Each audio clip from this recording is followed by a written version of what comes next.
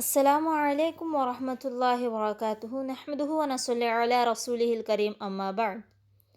معزز سامعین و سامعات، اخوات و بھائی چارے کی اہمیت و ضرورت اور اس کے فضائل کے علاوہ مسلمانوں کے باہمی حقوق ذکر کرنے کے بعد اب ہم اس ویڈیو میں ان امور کا تذکرہ کرتے ہیں جن کی وجہ سے مسلمانوں کے درمیان تعلقات میں بگاڑ پیدا ہوتا ہے اور جن کی بنا پر ان کے درمیان اخوت و بھائی چارے کی فضا نفرت و عداوت میں تبدیل ہو جاتی ہے۔ ان امور کو ذکر کرنے سے ہمارا مقصد یہ ہے کہ ہم ان سے پرہیز کریں تاکہ ہمارے آپس کے تعلقات خوشگوار رہے اور ان میں بگاڑ پیدا نہ ہو۔ آپسی تعلقات کو بگاڑنے والے امور میں سب سے پہلا ہے غیبت۔ اللہ تعالیٰ نے اہل ایمان کو ایک دوسرے کی غیبت کرنے سے منع فرمایا ہے، جیسا کہ سورہ حجرات آیت نمبر 12 میں اللہ ارشاد فرماتا ہے، اعوذ باللہ من الشیطان الرجیم، وَلَا يَغْتَبْ بَعْضُكُمْ بَعْضًا أَيُحِبُّ أَحَدُكُمْ أَن يَأْكُلَ لَحْمَ أَخِيهِ مَيْتًا فَكَرِهْتُمُوهُ۔ اور تم میں سے کوئی شخص دوسرے کی غیبت نہ کرے۔ کیا تم میں سے کسی کو یہ بات پسند ہے کہ وہ اپنے مردہ بھائی کا گوشت کھائے؟ پس تم اسے ناپسند کرو گے۔ معزز سامعین و سامعات، گویا اللہ تعالیٰ یہ فرما رہے ہیں کہ غیبت کرنا ایسا ہی ہے جیسے اپنے مردہ بھائی کا گوشت کھانا ہے۔ لہٰذا جس طرح تمہیں اپنے مردہ بھائی کا گوشت کھانا ناپسند ہے، اسی طرح اس کی غیبت بھی ناپسند ہونی چاہیے۔ اور نبی کریم صلی اللہ علیہ وسلم کا بھی ارشاد گرامی ہے، جس آدمی نے غیبت کر کے اپنے بھائی کا گوشت کھایا، قیامت کے روز اس کا گوشت اس کے قریب کر کے اس سے کہا جائے گا، لو اسے مردہ حالت میں کھا لو جیسا کہ تم نے اس کی زندگی میں اسے کھایا تھا۔ چنانچہ وہ اسے کھائے گا اور انتہائی بد شکل ہو جائے گا اور چیخے گا۔ معزز سامعین و سامعات، اسی طرح ایک اور حدیث حضرت ابو ہریرہ رضی اللہ عنہ بیان کرتے ہیں کہ نبی کریم صلی اللہ علیہ وسلم نے ارشاد فرمایا، کیا تمہیں معلوم ہے کہ غیبت کیا ہے؟ صحابہ اکرام رضی اللہ عنہم نے عرض کیا، اللہ اور اس کے رسول ہی زیادہ بہتر جانتے ہیں۔ آپ صلی اللہ علیہ وسلم نے فرمایا، تم اپنے بھائی کا ذکر اس چیز کے ساتھ کرو جسے وہ ناپسند کرتا ہو۔ پوچھا گیا کہ میں اس کے بارے میں جو کچھ کہوں اگر وہ واقعتاً اس میں موجود ہو تو؟ آپ صلی اللہ علیہ وسلم نے فرمایا، اگر وہ چیز اس میں موجود ہو جو تم کہتے ہو تو تم نے اس کی غیبت کی، اور اگر اس میں نہ ہو وہ چیز جو تم بیان کر رہے ہو تو تم نے اس پر بہتان باندھا۔ واضح رہے معزز سامعین و سامعات، جس آدمی کے سامنے کسی کی غیبت کی جائے اسے اس کا دفاع کرنا چاہیے، کیونکہ نبی کریم صلی اللہ علیہ وسلم کا ارشاد ہے، جو شخص اپنے بھائی کی عزت کا غائبانہ دفاع کرے تو اللہ تعالیٰ پر اس کا یہ حق ہے کہ اسے جہنم سے آزاد رکھے۔ ماشاءاللہ آج کل غیبتیں چلتے جاتے ہیں، وہ شروع کرے تو پیچھے سے ہم بھی شروع کرتے ہیں، سامنے والے شروع کرے تو آگے والا بھی شروع کرتا ہے، کوئی بھی دفاع نہیں کرتا، کوئی بھی روکتا نہیں کہ ان کی غیبت ہے، ان کی برائی ہے، چھوڑ دو، اگر وہ سنیں گے تو برا لگ سکتا ہے ان کو، ایسا کوئی نہیں سوچتا۔ غیبت چالو ہو جاتی ہے تو شروع ہو جاتی ہے، روکنے کا نظام ہمارے درمیان سے اٹھ چکا ہے۔ تو معزز سامعین و سامعات، اسی طرح دوسرا امور جو مسلمانوں کے باہمی تعلقات کو بگاڑتا ہے وہ ایک ہے چغل خوری کرنا، یعنی ایک آدمی کی بات سن کر دوسرے تک پہنچانا اور اس کی بات سن کر اس تک پہنچانا تاکہ دونوں کے درمیان تعلقات خراب ہو جائے۔ اسی طرح دو بھائیوں کو یا بیوی کو شوہر کو یا کاروبار میں دو شریکوں کو یا دو دوستوں کو یا دو قبیلوں کو یا دو فریقوں کو یا دو ملکوں کو ایک دوسرے کے خلاف بھڑکانے کو بھی چغل خوری میں ہی شامل کیا جاتا ہے، اور یہ اتنا بڑا گناہ ہے کہ نبی کریم صلی اللہ علیہ وسلم نے چغل خوری کرنے والے کے متعلق ارشاد فرمایا کہ اس کو قبر میں عذاب دیا جائے گا۔ مسلم کی حدیث ہے، بخاری کی حدیث ہے، حضرت ابن عباس رضی اللہ عنہ بیان کرتے ہیں کہ رسول اکرم صلی اللہ علیہ وسلم 2 قبروں کے پاس سے گزرے تو آپ نے فرمایا ان دونوں کو عذاب دیا جا رہا ہے، اور ان کو یہ عذاب ان کے خیال کے مطابق کسی بڑے گناہ کی وجہ سے نہیں دیا جا رہا ہے، بلکہ حقیقت یہ ہے کہ ان کا گناہ بڑا ہے۔ ان میں سے ایک چغلخوری کیا کرتا تھا اور دوسرا اپنے پیشاب سے نہیں بچتا تھا، بلکہ اس کے متعلق یہ بھی ارشاد فرمایا کہ وہ جنت میں داخل نہیں ہوگا۔ لا يدخل الجنت نمام، چغلخوری کرنے والا جنت میں داخل نہ ہوگا۔ اور بخاری اور مسلم میں دوسری روایت یوں ہے، لا يدخل الجنت خطات۔ اور معزز سامعین و سامعات، اسی طرح بدظنی اور تجسس کرنا بھی مسلمانوں کے درمیان باہمی تعلقات میں بگاڑ پیدا فرماتا ہے۔ اللہ تعالیٰ اس سے بھی منع کرتے ہوئے سورہ حجرات میں ارشاد فرماتا ہے، یا ایھا الذین آمنوا اجتنبوا کثیرا من الظن ان بعض الظن اثم ولا تجسسوا۔ اے ایمان والو، تم زیادہ گمان کرنے سے بچو، کیونکہ بعض گمان گناہ ہے، اور جاسوسی نہ کیا کرو۔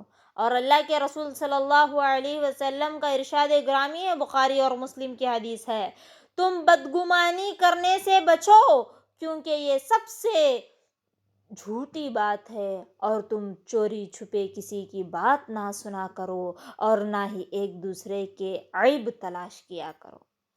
معزز سامعین و سامعات، بعض لوگ اس طاق میں رہتے ہیں، اس چیز میں لگے رہتے ہیں کہ انہیں کسی طرح کسی کا کوئی عیب معلوم ہو جائے، اس لیے وہ اس کا پیچھا کرتے رہتے ہیں، یا چوری چھپی اس کی باتیں سننے کی کوشش کرتے ہیں، یا اس کے خطوط پڑھتے ہیں، لیٹرز پڑھتے ہیں، یا اس کے بعض دستاویزات تک رسائی کی کوشش کرتے رہتے ہیں تاکہ اس کے بارے میں انہیں کوئی عیب معلوم ہو، اور پھر وہ اس کے عیبوں کو لوگوں کے درمیان اچھال کر اس کی تذلیل کرے، اسے ذلیل و خوار کرے، یا پولیس وغیرہ کو اس کی اطلاع دے کر اسے رسوا کرے۔ تو اس طرح کی ساری حرکتیں حرام ہیں، اور ان سے بچنا اور اپنے بھائیوں کی عیبوں پر پردہ ڈالنا مسلمانوں پر لازم ہے۔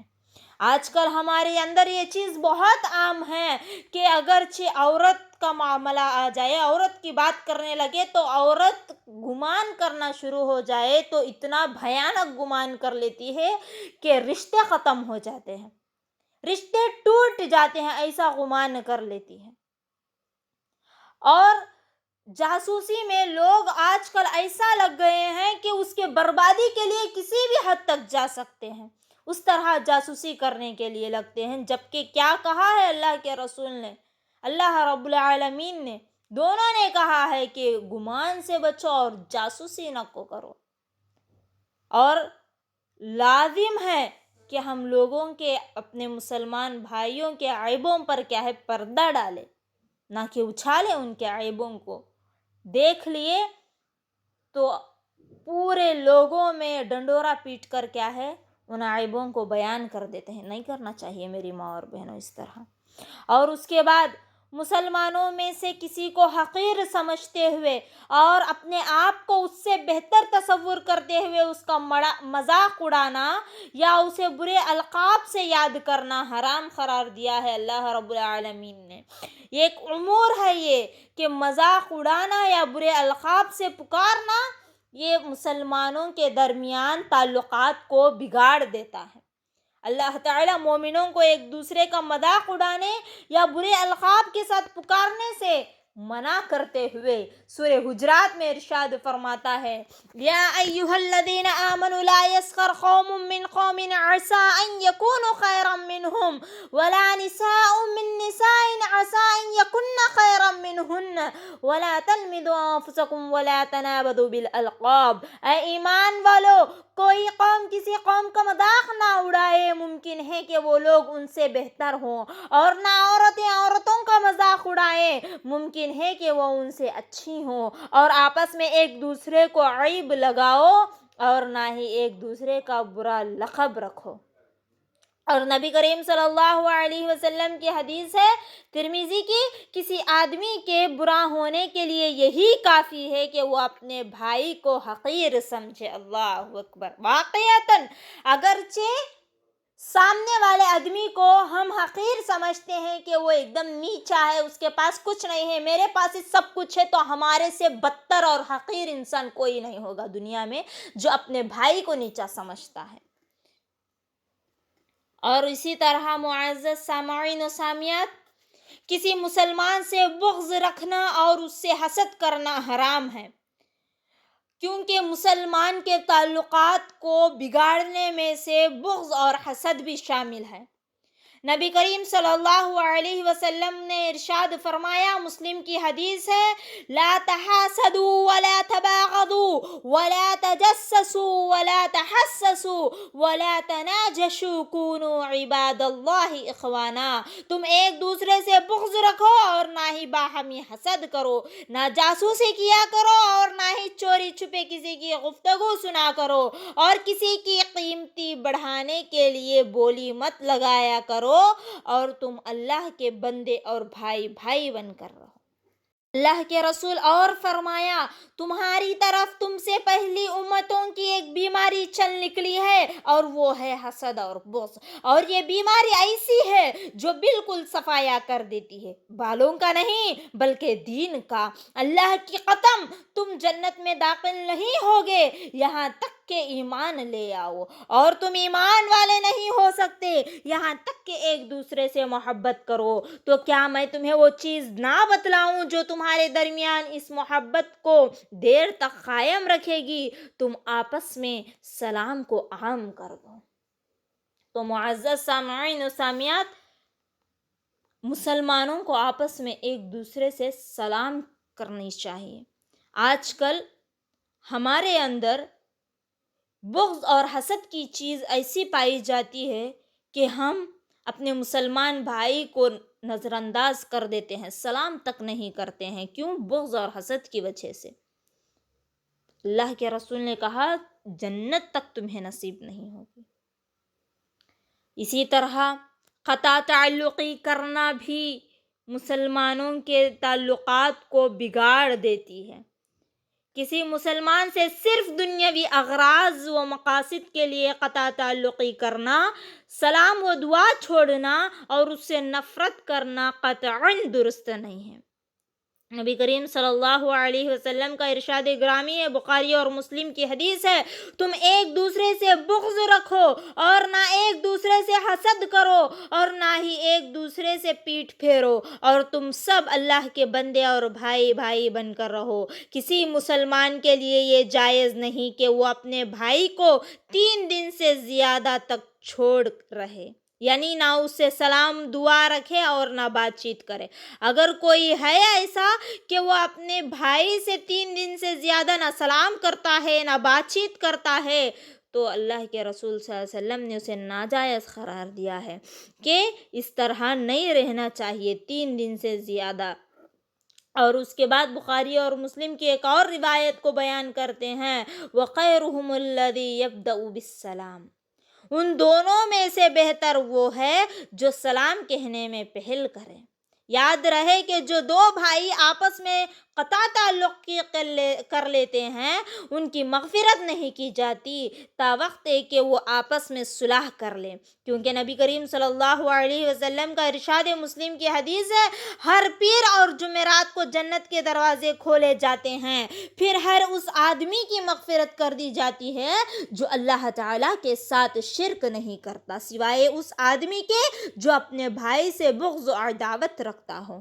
چنانچہ ان دونوں کے بارے میں 3 مرتبہ کہا جاتا ہے، ان کو مہلت دے دو یہاں تک کہ یہ صلح کر لیں۔ لہٰذا معزز سامعین و سامعات، ہم پر واجب ہے کہ ہم مسلمانوں سے قطع تعلقی نہ کریں اور آپس کے تعلقات کو خوشگوار بنائیں۔ چھوٹی چھوٹی باتوں پہ ہمیں قطع تعلقی نہیں کرنی چاہیے، رشتے ناطے نہیں توڑنے چاہیے، دنیاوی اغراض و مقاصد کے لیے تو بالکل بھی نہیں۔ اگر کوئی اسلام کے خاطر چھوڑتا ہے تو وہ بھی 3 دن سے بڑھ کر نہیں۔ ہم جو احادیث سنے ہیں اس سے یہی بات معلوم ہوتی ہے۔ اللہ تعالی ہم سب کو اس کی توفیق دے اور مسلمانوں کے درمیان الفت و محبت پیدا فرمائے، آمین ثم آمین۔ ناظرین اکرام، اس جیسے اور ویڈیوز دیکھنے کے لیے ہمارے چینل کو ضرور سبسکرائب کریں اور بیل آئیکن دبانا ہرگز نہ بھولیں۔ لائک کریں، شیئر کریں اور اپنے مفید مشورے کامنٹ باکس میں ضرور لکھیں۔ السلام علیکم ورحمۃ اللہ وبرکاتہ۔